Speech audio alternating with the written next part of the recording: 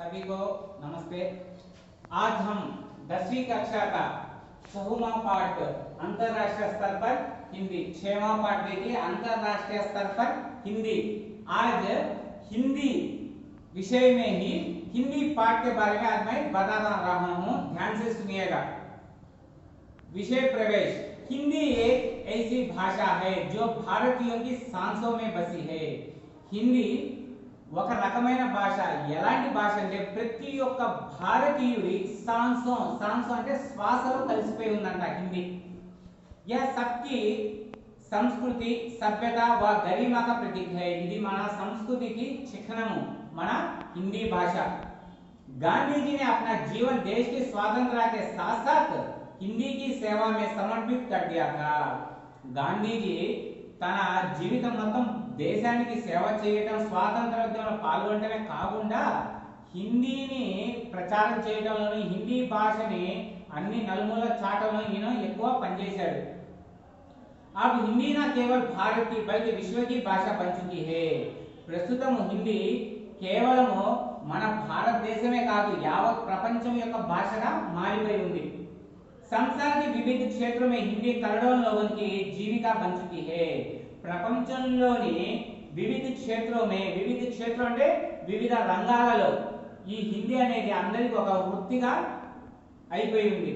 ఇప్పుడు మనం పాఠంలోకి వెళ్దాం। ఈ పాఠం ఎలాంటిదంటే లేఖ వచనం రకం అన్నమాట। ఒక స్నేహితుడు ఇంకో స్నేహితుడికి రాస్తున్నాడు। ప్రియ మిత్ర तुम कैसे हो। ओ प्रिय मित्रवा तुम कैसे हो, నువ్వు ఎలా ఉన్నావు। आशा करता हूं कि तुम अपने परिवार के साथ सकुशल हो। నేను ఆశిస్తున్నాను నువ్వు నీ పరివారం అంటే నీ కుటుంబంతో నువ్వు క్షేమంగా ఉన్నావని నేను తలుస్తున్నాను। यह जानकर बड़ी प्रसन्नता हुई कि तुम हिंदी से जुड़े विविध कार्यक्रमों में भाग ले रहे हो। यह जानकर అంటే తెలుసుకొని, నాకు తెలుసుకొని చాలా ఆనందం వేసింది। ఏంటంటే హిందీకి సంబంధించినటువంటి కార్యక్రమాలలో నువ్వు ఎక్కువగా పాల్గొంటున్నావని నాకు తెలిసి నేను చాలా ఆనందపడ్డా। तुमने अपने पत्र में जानना चाहा कि हिंदी भाषा का अपने जीवन में क्या महत्व है। నీవు రాసిన లేఖలో నువ్వు ఒక కోరిక కోరావు, ఏమిటంటే మన జీవితంలో హిందీ యొక్క గొప్పతనం ఏంటి అని। मैं तुम्हारी जिज्ञासा का नीचे समाधान दे रहा हूं। నేను నీ కోరికకి కింద సమాధానం ఇస్తున్నాను। भारतीय स्वातंत्र्य संग्राम में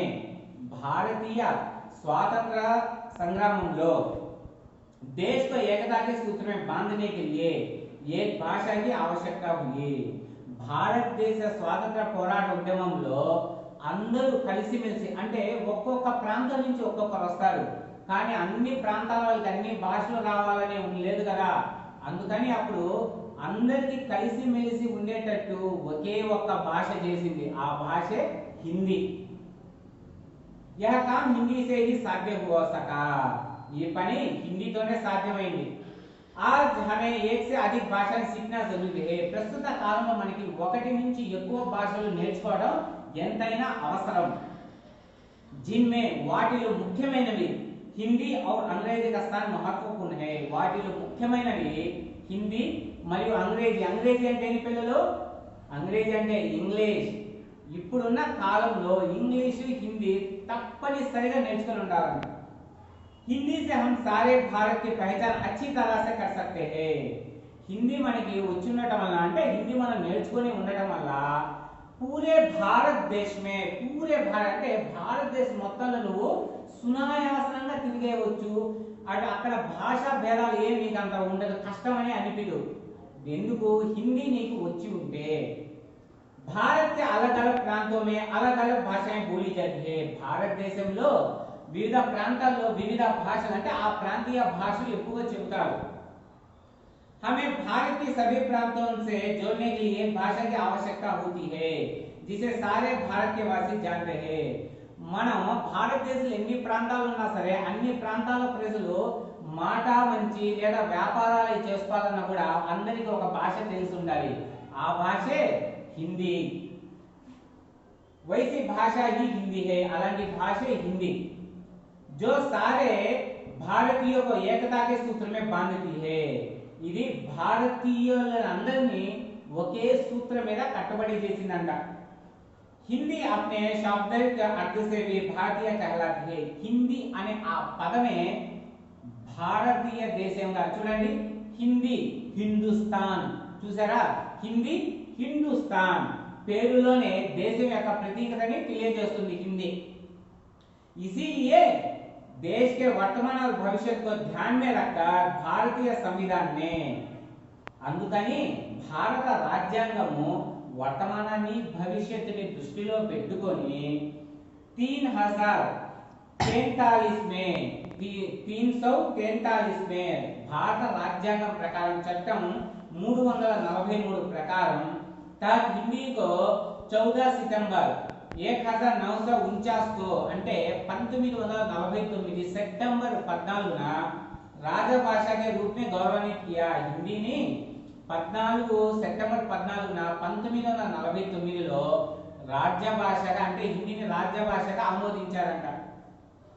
तब से అప్పటి నుంచి हम हर वर्ष 14 सितंबर को हिंदी दिवस मनाते हैं. అప్పటి నుంచి ఇప్పటి వరకు మనం ప్రతి సంవత్సరం సెప్టెంబర్ 14న హిందీ దినోత్సవం జరుపుకుంటాం.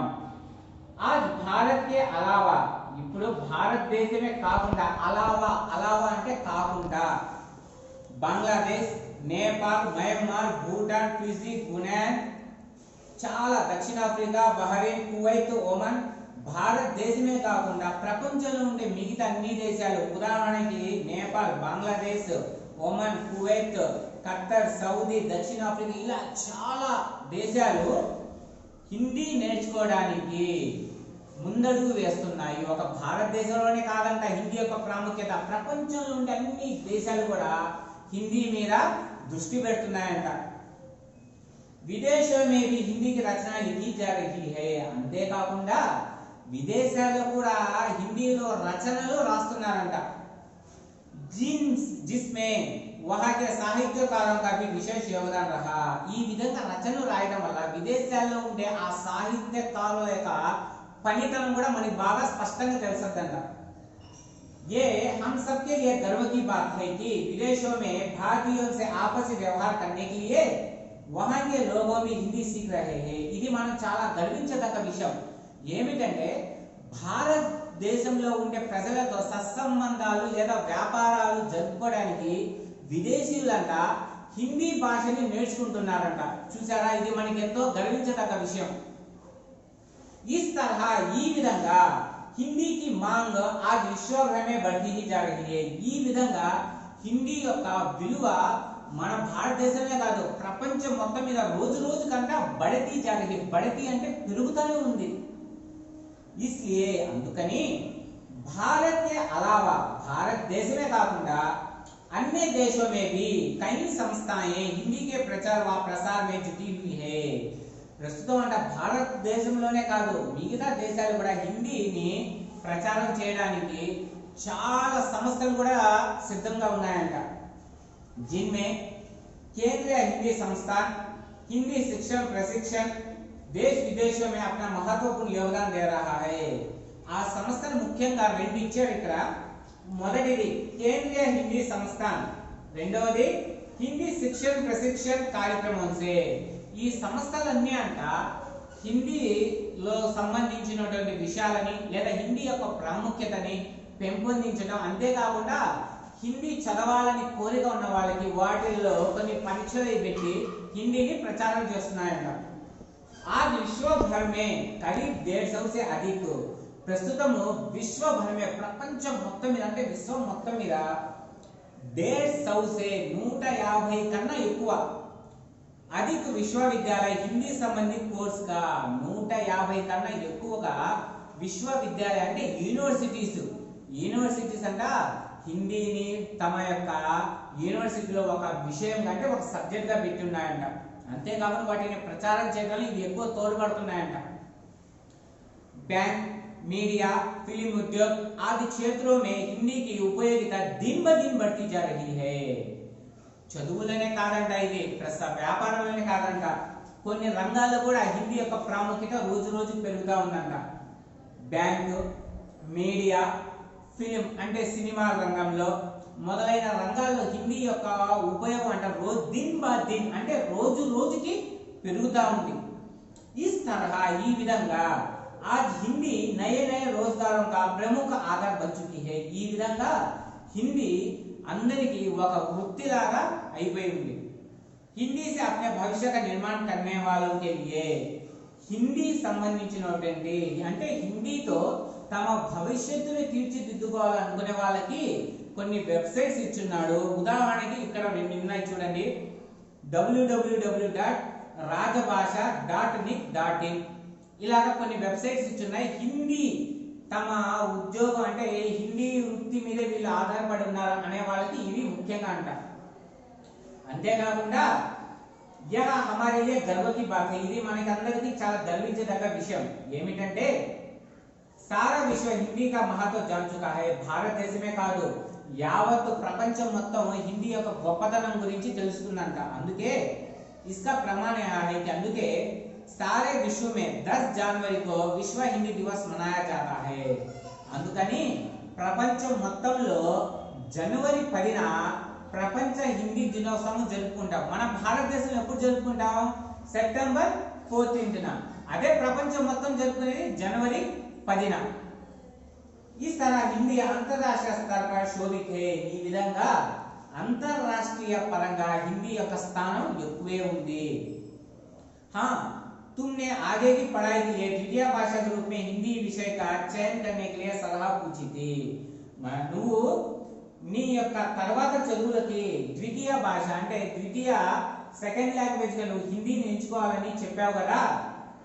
हम जान चुके हैं कि आज राष्ट्रीय और अंतरराष्ट्रीय स्तर पर हिंदी का महत्वपूर्ण स्थान है. ప్రస్తుత కాలంలో జాతీయంగా అంతర్జాతీయంగా హిందీ యొక్క గొప్పతనం రోజు రోజు పెరుగుతుంది. అందుకని నువ్వు నీ యొక్క చదువులో నువ్వు చదివే చదువుల్లో ద్వితీయ భాషగా హిందీనే ఎంచుకో. हम इसी से अपने उज्जवल भविष्य का निर्माण कर सकते हैं. దీని వల్ల మనం మన యొక్క భవిష్యత్తుని ఉజ్వలంగా చేసుకోవచ్చు. इसीलिए आगे की पढ़ाई के लिए प्रथम भाषा हो या द्वितीय भाषा हिंदी का चयन करना ही लाभदायक. అందుకనే నీ వచ్చే చదువుల్లో అంటే నీ రాబోయే నువ్వు చదివే చదువుల్లో ప్రథమ భాషగా లేదా ద్వితీయ భాషగా ఖచ్చితంగా హిందీని ఎంచుకో. मुझे पूरा विश्वास है कि तुम हिंदी से जुड़कर अंतरराष्ट्रीय स्तर पर अपने देश का नाम रोशन करोगे. मुझे पूरा विश्वास है कि నాకు పూర్తి నమ్మకం ఉంది.